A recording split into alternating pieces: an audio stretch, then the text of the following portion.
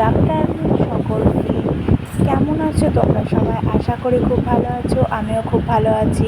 এসপাল ব্লগে তোমাদের সবাইকে স্বাগত। সকালবেলা দুধ সুজি জাল দিয়েছি, দিয়ে ছেলেকে খাওয়াতে এসেছি। ওকে বলছি আয় খাইয়ে দিই, ও তো কিছুতেই খাবে না। আর বাইরেটা দেখো কত সুন্দর লাগছে, চারিদিকে রোদ উঠেছে, মনটা যেন ফুরফুর করছে। এরকম রোদ থাকতে কার না ভালো লাগে? সংসারের সব কাজকর্ম করতে খুবই ভালো লাগে।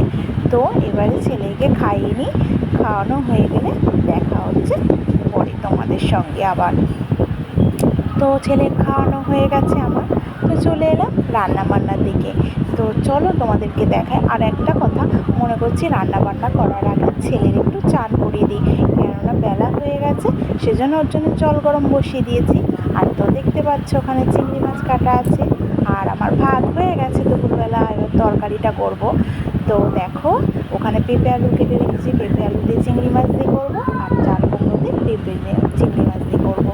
আর চলো ছেলেকে স্নান করিয়ে দিই। আর দেখো ও কি আনন্দ, দেখো ওর দিদি আসছে পড়ে।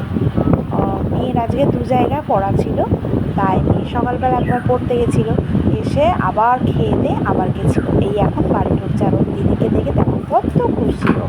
আর দেখো চারদিকে রোদ ঝলমল করছে তো, আর বাচ্চারা বৃষ্টি বাদলা হলে ঘরের মধ্যে থাকতে ভালোবাসে না, কিন্তু রোদ টোদ হলে বাইরে খেলাধুলো করতে ভালোবাসে। আর দেখো একেবারে রান্না বান্না সেরে চলে এসেছি খাওয়া দাওয়ার দিকে। তো দেখো এখানে করেছি সেই চিংড়ি মাছটা দিয়ে, আর চাল কুমড়ো দিয়ে একটা তরকারি করেছি, দেখতেই পাচ্ছ তোমরা।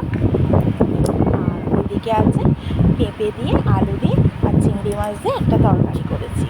এই দেখো তরকারি আজকে করেছি। মেয়ের খাওয়া দাওয়া হয়ে গেছে, ছেলেরও খাইয়ে দিয়েছি, কেননা ছেলেকে খাইয়ে না দিলে খুব বায়না করে, ওই জন্য খাইয়ে দাইয়ে দিয়েছি। আর মেয়েকে বলেছি তো একটু তাড়াতাড়ি খেয়ে নে, খেয়ে ভাইকে ধরবি, তারপর আমি খাবো।